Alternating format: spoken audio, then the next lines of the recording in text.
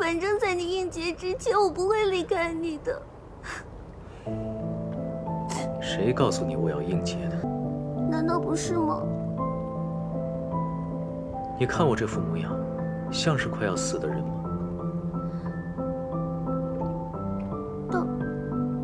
倒也不像。我不管是谁说的，反正你就要应节了。无论如何，在应节之前，我都不会离开你，我会日日守着你，不会浪费任何时辰在别人身上。你想要吃什么，我就给你做；你想要去哪，我都会陪你去。你爹来了。我爹来了也没有用，我谁的话都不会听的。东华帝君，白衣上神怎么突然到这九重天来了？哦，是为了舍妹的婚事。哦，对，天族和九尾狐一族的婚事是个大事。那我就不耽搁上神了，告辞。是不是想起少年时我带你上山的情景？怎么我在昆仑虚学艺这2万年，昆仑虚一向低调，这不过才过了7万年，竟变得如此高调了？他们这是仰慕昆仑虚的风采，一听说墨渊上神回来了，特地过来膜拜膜拜。这昆仑山本来就是龙骨顶出的仙山，或许他察觉到墨渊要回来了，振奋的以龙气相迎罢了，所以吸引了这些小神仙。为了不打扰这半座山的小神仙们看热闹，我们还是稍作隐蔽吧。哦。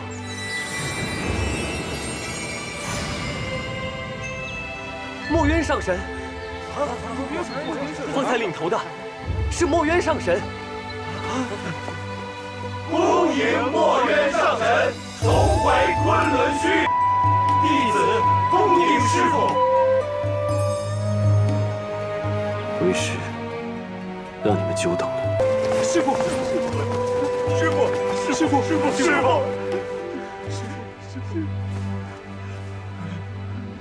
紫兰前些日子传来消息，到昆仑虚龙气大盛，终生长眠。虽不知是何征兆，我们师兄弟连夜赶回来。虽然我们不知道师父何时会回来，但我们心里都明白，师父要重回昆仑虚。后来，我在东海得知师父借我大哥的仙体养护元神，虽服丹药，本想怎么也要3个月。今日在大殿内觉察到您在山门外徘徊的仙气，我们便匆匆赶来，却终是没能够赶上在山门外迎接您。师父，您走了7万年，终于回来了。师父，紫兰有事禀告。自从师父走了以后，不晓得因何17也不见了。这些年我们不停歇地寻，却毫无音讯。恐怕小师弟是凶多吉少。我没有凶多吉少。师父17。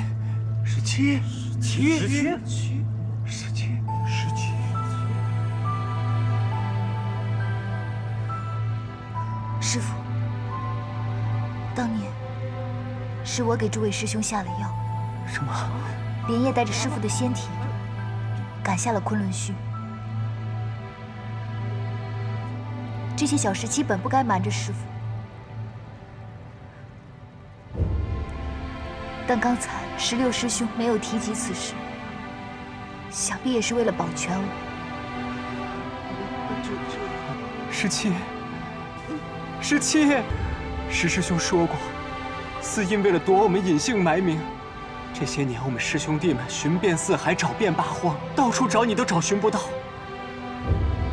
师兄们都知道你在躲我们，却没曾想到，你竟然为了躲我们，穿上女装，扮成个女神仙。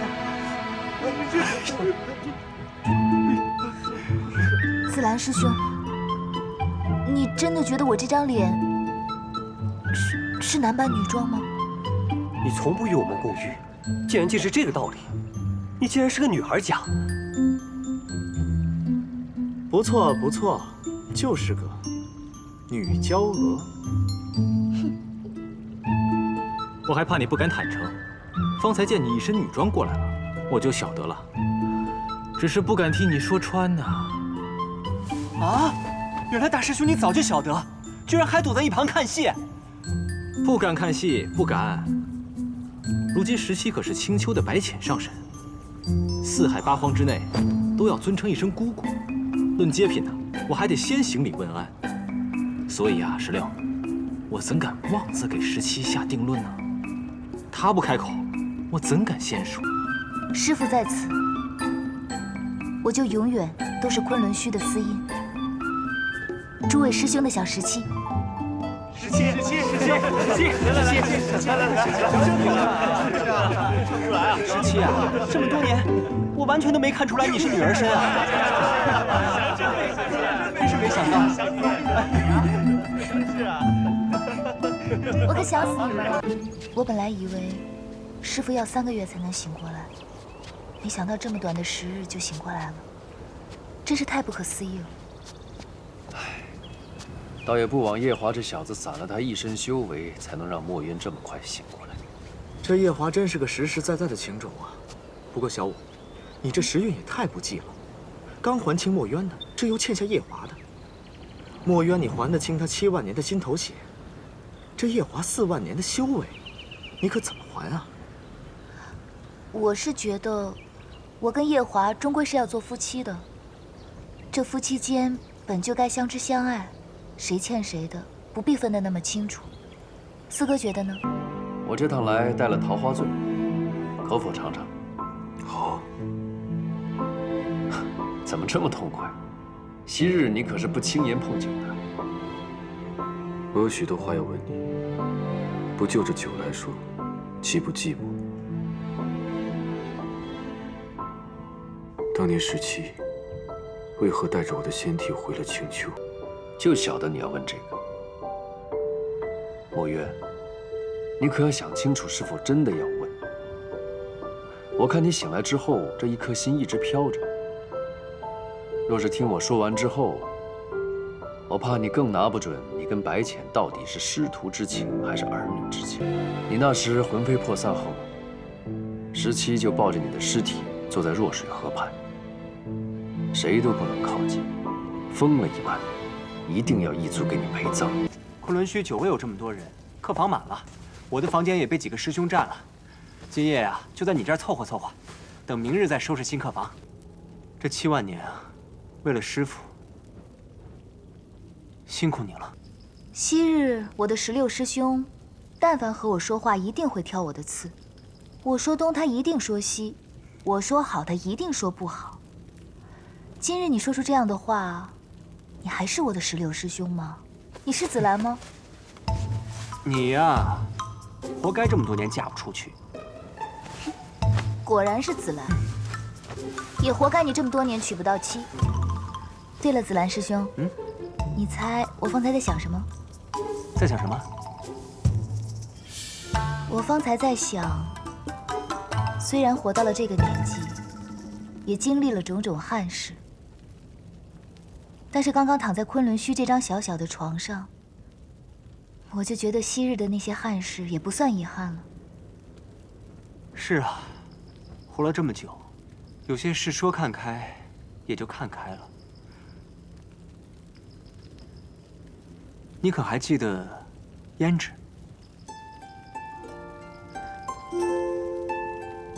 那个异界的小公主。弱水一战之后，就再也没有见过她。我记得这个女孩子善恶分明，挺讨人喜欢的。是啊，特别讨人喜欢。紫兰师兄见过她？这些年在山下寻你的时候，曾有机缘见过几次。听师兄的语气，大概是动情了。来聊聊。时候不早了，早些睡吧。一说到正经的就睡了，不聊了。真想和夜华也像这样聊一聊，不过他此时应该听不懂我说的这些话。这个时辰，他大约正满周岁了吧？他满周岁时是个什么模样，也不晓得和团子长得像不像。就在这里，就为了替你取心头血。取了之后，用完，小心翼翼地一口一口喂给你喝。若说他这么做是为了救活你，也就算了。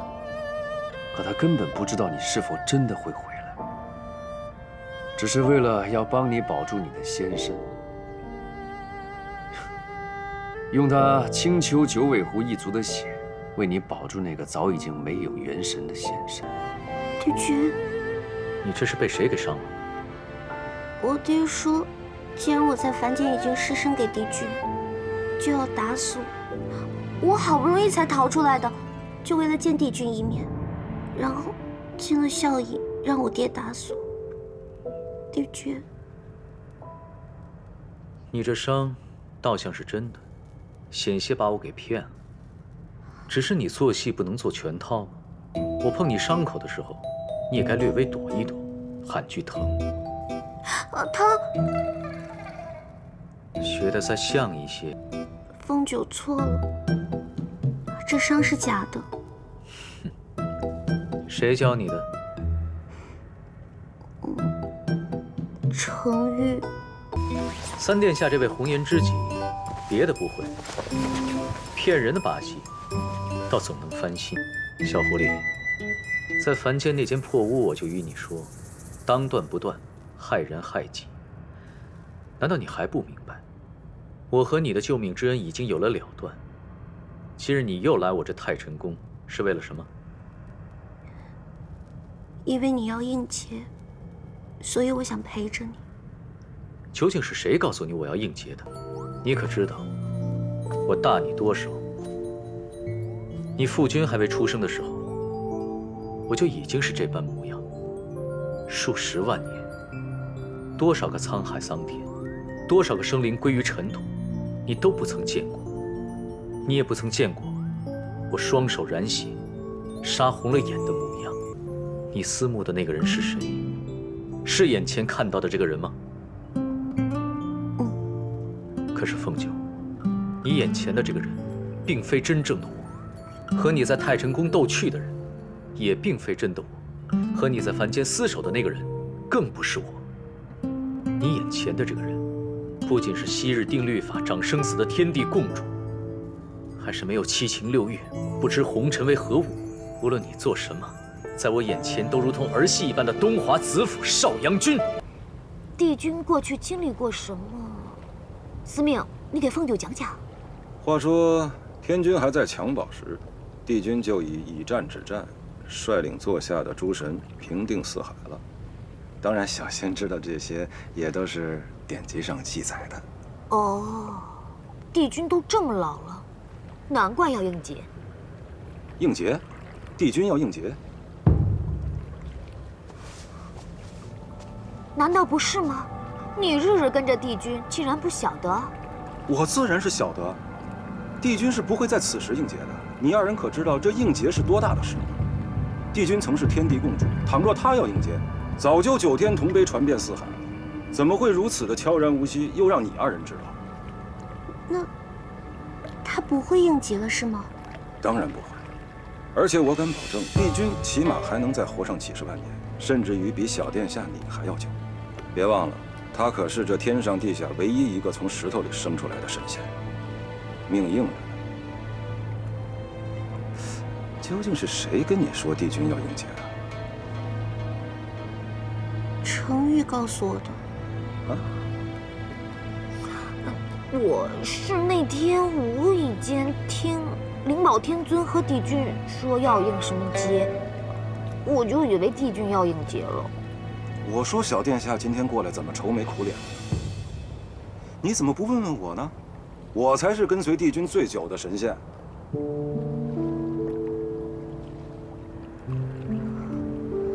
如果帝君不要去应劫的话，那我今天这一番作为实在是太丢颜面了。我爹若是知道的话，一定会打死我的。不知东华帝君可有空闲，与我聊一聊我家那个不孝女白凤九。不知上神想要聊什么？我就快人快语，直接说了。既然帝君与小女曾在凡间有过夫妻的缘分，不知帝君可愿成全小女，与她成亲？虽然我平时总是教训她，不愿让她追在你身后，丢了青丘的颜面。但是，作为凤九的爹，我能看出他对你是痴心不悔。所以今日前来，我想以父亲的身份，为自己的女儿亲自说媒，请帝君考虑考虑这桩婚事。既然上神如此郑重，那我就直说了，我和你女儿没有缘分。帝君，你还想闹到何时？我也是听信了旁人的话，以为帝君命不久矣，想要陪您走完最后一程。就算本帝君命不久矣，你又是用什么身份来陪我？我们曾经在凡间，那不算什么。算，在凤九心里，帝君曾经是我的夫君。那只是在你心里，凤九，你想让我说多少次？与我在凡尘那界仅是渡劫，你不要对我抱任何希望。没用，你我没有缘分。不可能。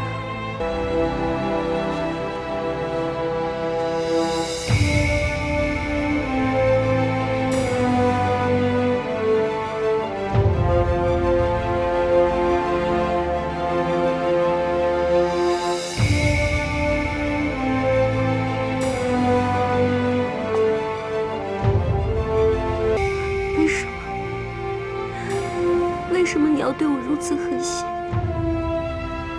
我对谁都如此。不是这样的，不该是这样的。你是不是有什么苦衷？你告诉我好不好？你知道，方才你爹来找我做什么？你爹来求我，让我娶你。我爹求你娶我？不错。我爹求你，你都不愿意娶我？不错。是我的错，千错万错都是我的错。我爹他从未求过人，从来都没有。我不该这样，我不该给青丘丢人，是我一直在给青丘丢人。我不该纠缠东华帝君。你看我做什么？小殿下今日一早已经离开了，帝君就没什么想问的吗？你有话就说，没话就闭嘴。帝君曾是昔日的天地共主，虽然后来四海太平，将这君位禅让给了老天君，又传到了今日天君这里。说重点。小仙以为，小殿下为了报恩，随帝君来到天宫，又甘愿下凡为妃，如此这般都得不到帝君的半点疼惜。小仙这个旁观者，也很是为小殿下不值。司命，你可在命簿上拆散过有缘人？这个自然。那你的命簿上写的明明白白，这两个人是无缘人，那他们可还有机会在一起？这除非是小仙改上几笔，否则绝无可能。如果是在三生石上，注定两人无缘。三生石？局长，短短数日，传言很快传入了那些小部落里，都说老义军现在要回来了，要惩治你这个逆子。那些拥护你的部落头领被搞得很是头疼。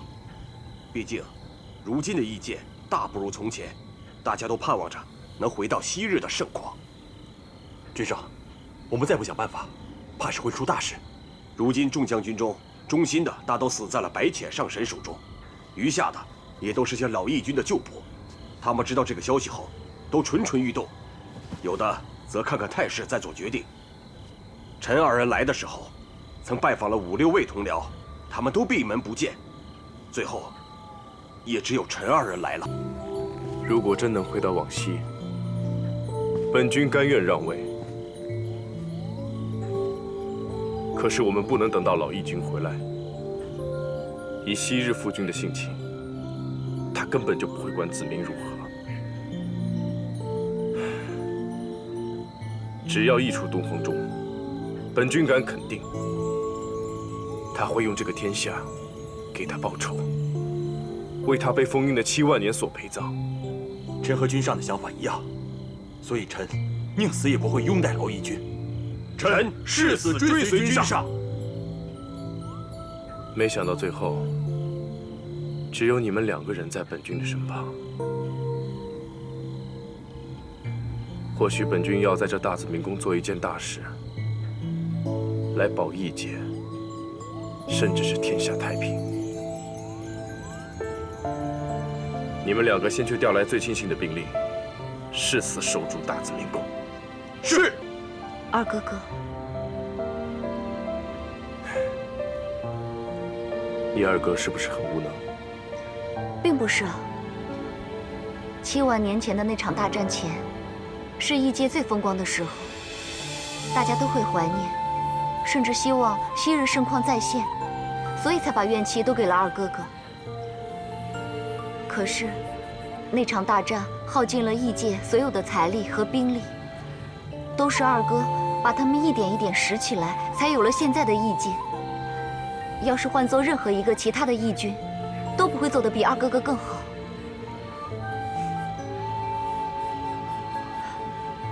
二哥哥想如何做，胭脂一定会帮你。我会先去天宫，面见太子殿下。太子夜华，不错，我来是来求见太子殿下的。太子殿下，他这2个月并不在天宫。不在天宫？对。那你晓得他去了何处吗？这就是我不能直言相告的。这洗梧宫中有喜事？对，如今天君已经约了胡帝相见，估摸着不出几个月，义军就能收到洗梧宫的喜帖了。啊，你说的可是太子殿下和阿英？哦，不，应该说是白浅上身。正是。那离京就先在这里说声恭喜了，告辞。师傅劳累多时，17给您添了新茶。都已经10日了，怎么来访的客人还这么多？师傅回来这么大的事，不知道怎么就传开了。天上飞的，地上爬的，但凡有点灵根的，都知道远古掌乐司战的上神回来了。哎，传闻是这么说的。师傅头戴紫金冠，身披玄木甲，脚蹬皂角靴，手握轩辕剑，怀里还揣了个娇滴滴的小娘子，于8月16未时3刻，威风凛凛地落在了昆仑虚山头。师傅落在昆仑虚山头的时候，沿着昆仑虚长长的一条山脉，全都震了3震，鸟兽们皆仰天长鸣，就连水里的龙鱼都浮出来，惊喜落泪呀！哼，这传闻编的太不靠谱了。倒也不是很不靠谱。紫金冠、玄木甲、皂角靴并轩辕剑，正是墨渊出征的一贯装束。7万年来，一直供在昆仑虚正厅中供您做弟子的瞻仰。那娇滴滴的小娘子，指的大约是你吧？小娘子还勉强说得过去，这娇滴滴也太离谱了吧？哎，17，以你如今这年岁，不要说婆家了，怕是孩子也已有好几个了吧？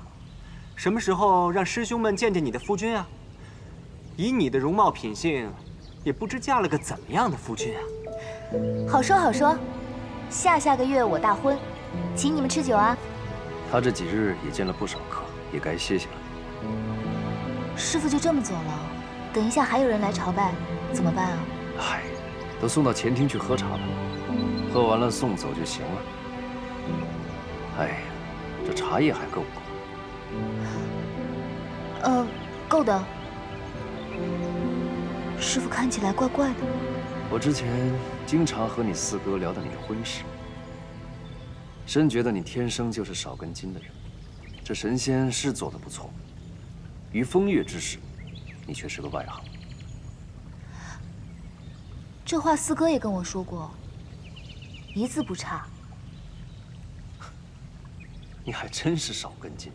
嗯，少根筋呐。这里倒还挺干净的。自然是干净的。这昆仑虚虽然空了几万年，可这炼丹炉从来没闲过。为何？哦，你未婚夫婿没有告诉你吗？夜华，从未提起过。那天晚上，太子殿下浑身是血，还丢了一条胳膊，着实是把我吓得不轻。我以为他受了伤来昆仑虚求助，没想到他竟是来炼丹的。你说他是为了谁炼丹？为什么非要来昆仑虚？九重天上的炼丹炉他干嘛不用啊？他之所以离开九重天，应该就是不让人知道他在炼丹。他炼的丹药是为了我。啊，原来是为了你呀！太子殿下对你真的太好了。行了，你先忙吧，我去给你们准备晚膳了。好。这一切，他都是在为我受。不管是神之草，还是一身修为，这都是我青丘白浅、阡陌渊的师徒情分。